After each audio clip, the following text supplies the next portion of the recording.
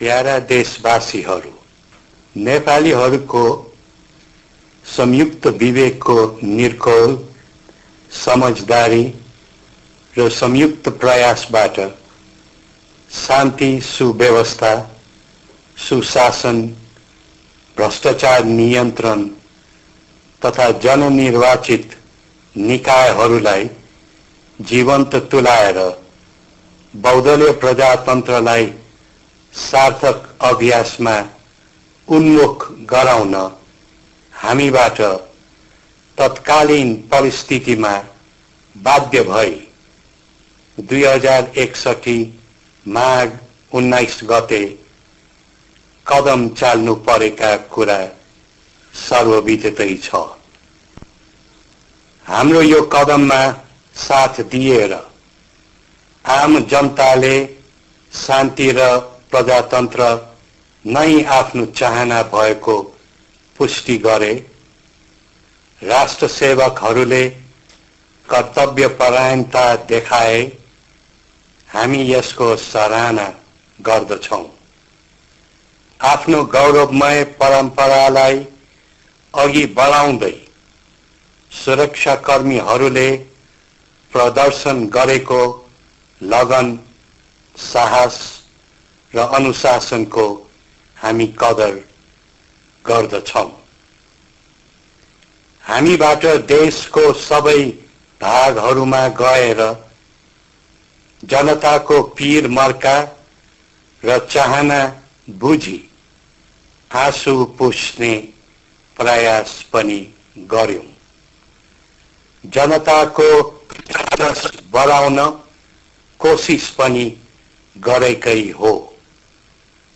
हत्या, हिंसा र आतंकबाट पीडित देश र जनताको हितमा संवादको बाटोमा आउन राजनीतिक दलहरूलाई आह्वान पनि गर्यौं, तर यो साकार भएन।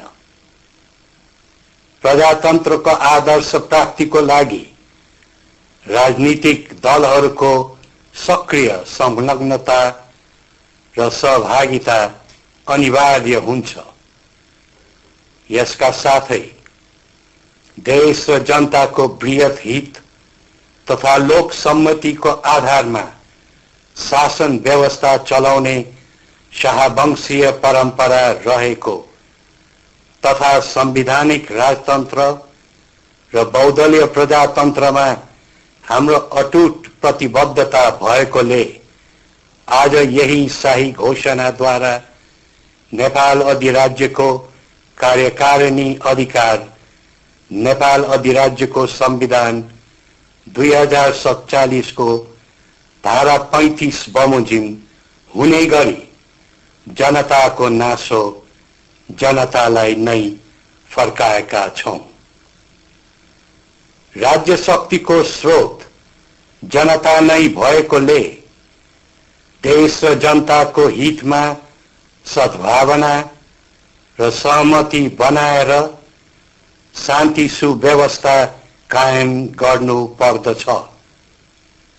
बहुदलीय प्रजातन्त्रको रक्षा गर्दै संवैधानिक बाटो छाडेकाहरूलाई प्रजातान्त्रिक प्रणालीको मूल प्रवाहमा ल्याएर देशलाई शान्ति र समुन्नतिको बाटोमा अग्रसर गराउनु पर्दछ।